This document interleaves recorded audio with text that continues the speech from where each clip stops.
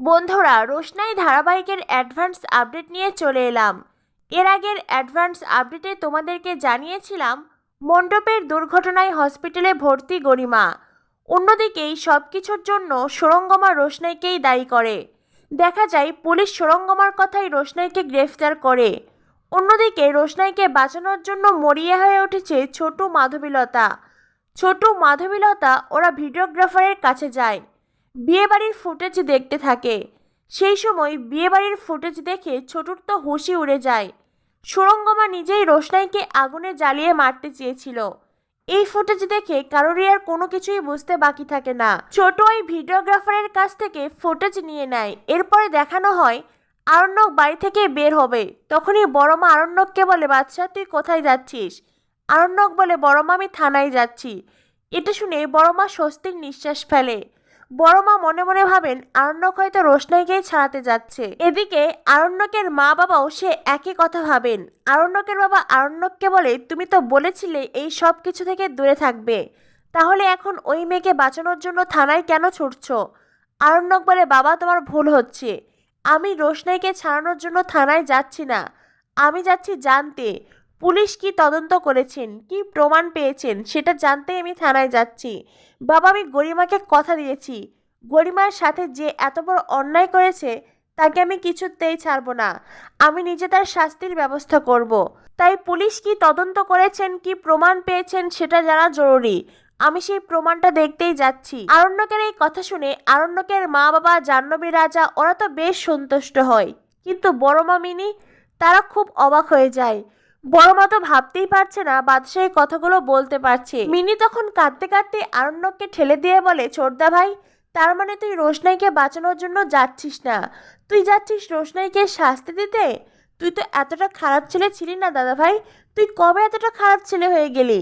এই কথা শুনে আরণ্যকের বাবা মিনিকে ধমক দেয়, মিনিকে বোকা বেকুব বলে। বড় মা বলেন, আমার মেয়েটা বোকা বেকুব সেটা ঠিক আছে, কিন্তু ও যা বলছে একদম ঠিক কথা বলছে। আরণ্যকের বাবা বলেন, কি ঠিক কথা বলছে? আর বৌদি, তুমি না ওই মেয়ের পক্ষ নিয়ে কথা বলা বন্ধ করো। ওই মেয়ে যা অন্যায় করেছে ওকে শাস্তি পেতেই হবে, আর আমি নিজের শাস্তির ব্যবস্থা করব।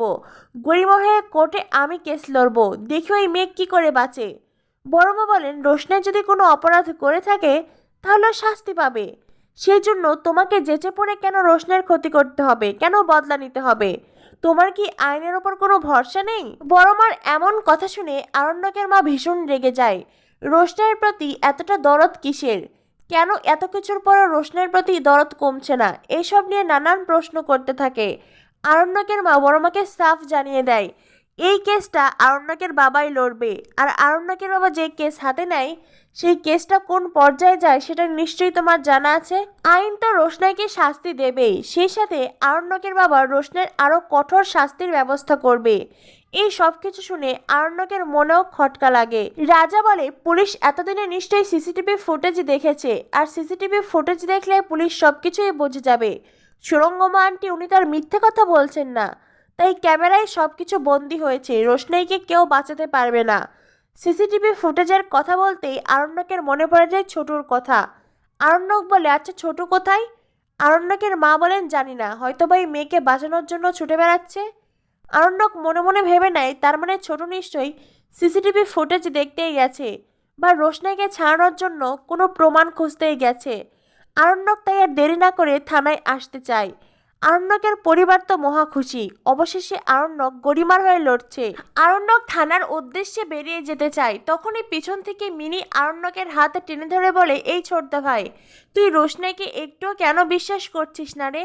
রোশনাই কখনো মিথ্যে কথা বলতে পারে না। আরণ্যক তখন কি করবে কি বলবে কিছুই বুঝে উঠতে পারে না। নীরবে চোখের জল মুছে আরণ্যক ওখান থেকে চলে যায়। এদিকে ছোট আর মাধবীলতা তারা থানার উদ্দেশ্যেই আসছে। গাড়িতে আসতে আসতে দুজনের ঝগড়া খুনসুটি শুরু হয়। এরপরে দেখানো হয় ওরা থানায় আসতেই দেখতে পায় আরণ্যকের জেঠুমণি সেখানে বসে আছেন। জেঠুমণিকে দেখেই মাধবীলতা বলে, বড়দা, আমি ছোটর কাছ থেকে রোশনাইয়ের ব্যাপারটা শুনেছি, আর সেজন্যই এখানে এসেছি। আরণ্যকের জেঠু বলে, কিন্তু পুলিশ তো আমাকে ভেতরে যেতেই দিচ্ছে না। সেই কখন থেকে এখানে বসে আছি। রোশনাই থানায় আছে নাকি ওকে কোর্টে নিয়ে যাওয়া হয়েছে আমি তো সেটাও জানি না। মাধবীলতা বলে, সে কি, পুলিশের বড় অফিসারের সাথে আমাদের কথা বলতে হবে। ওনারা কিছুতেই এইভাবে আমাদের সাথে ব্যবহার করতে পারেন না।